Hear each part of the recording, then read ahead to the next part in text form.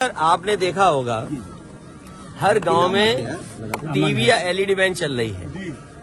हमारे प्रधान दुखी हैं कि उनकी जेब से पैसा लिया जा रहा है। हमारे जनप्रतिनिधि परेशान है कि उनकी जानकारी में नहीं है।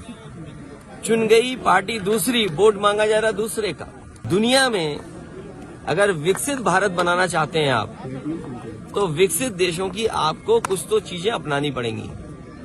अगर विकसित देश अमेरिका है, विकसित देश जापान है, विकसित देश जर्मनी है और विकसित देश अगर इंग्लैंड मानता है अपने आप को, और दुनिया में बहुत सारे देश हैं, आप अपने देश को विकसित बनाना चाहते हैं तो सबसे पहले अपने लोकतंत्र पे लोगों का भरोसा जगाइए। और जो विकसित देश कर रहे हैं, जर्मनी के सबसे बड़े कोर्ट ने ये कहा कि अगर ईवीएम से वोट पड़ेगा तो वो अनकॉन्स्टिट्यूशनल होगा। क्या हम उस दिशा में काम करने जा रहे हैं? इसीलिए समाजवादी पार्टी का मानना है बीजेपी हटाओ, लोकतंत्र बचाओ, ईवीएम अपने आप हट जाएगी। कि उत्तर प्रदेश से बीजेपी को हटाने का मतलब है देश से बीजेपी को हटना। 80 हराइए, बीजेपी हटाइए, इस नारे पे समाजवादी लोग लगातार काम कर रहे हैं। 80 को हराने के लिए क्या तैयारी है सर? पीडीए ही एनडीए का मुकाबला करेगा। पीडीए ही मुकाबला करेगा एनडीए का। और जो पिछले वादे किए हैं भारतीय जनता पार्टी ने, किसानों की आय दोगुनी होना, नौजवानों को नौकरी और रोजगार मिल जाना, आज कम से कम इनको बताना चाहिए कि इतने लोगों को नौकरी दी है इन्होंने, इतने लोगों को रोजगार मिल गया है, किसान का धान नहीं खरीदा गया, घर घर बेरोजगार बैठे, उन्हें कब नौकरी मिलेगी? और फिर जाति जनगणना कब होगी? सामाजिक न्याय बिना जाति जनगणना के संभव नहीं है। कुछ लोग सब कुछ पा रहे हैं। सर, मंदिर उद्घाटन से निमंत्रण आया आपको? भगवान क्या से किसी का निमंत्रण नहीं आता, भगवान अपने आप बुलाते हैं सबको। आप जा रहे हैं? आप जाएंगे? भगवान, आपको पता है कि भगवान ने बुलाया हमें, और जब तुम्हें बुलाएंगे भगवान, हमें भी नहीं पता होगा।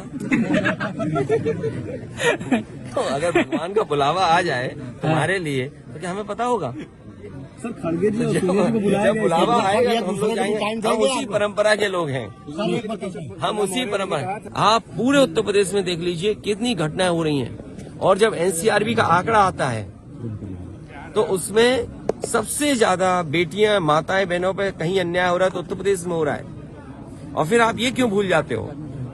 अभी शहीद हुए हैं लोग, हमारे फौजी शहीद हुए, और जब शहीदों का शरीर आया, पार्थिव शरीर आया, तो अधिकारियों के निर्देश ये थे कि उस कॉफिन को खोला नहीं जाएगा क्योंकि उसके अंदर कुछ था ही नहीं। और फिर हमारे आपके रक्षा मंत्री कहाँ गए?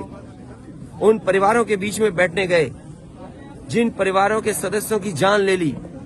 क्या अधिकारियों पे उंगली नहीं खड़ी हुई? प्रश्न नहीं खड़े हुए? जब से इनकी सरकार आई है, सरकार हमें आंकड़े दिखाए, जनता को बताए कि कितने लोगों की जान गई है, शहीद कितने हो गए। वो आंकड़े कहाँ हैं?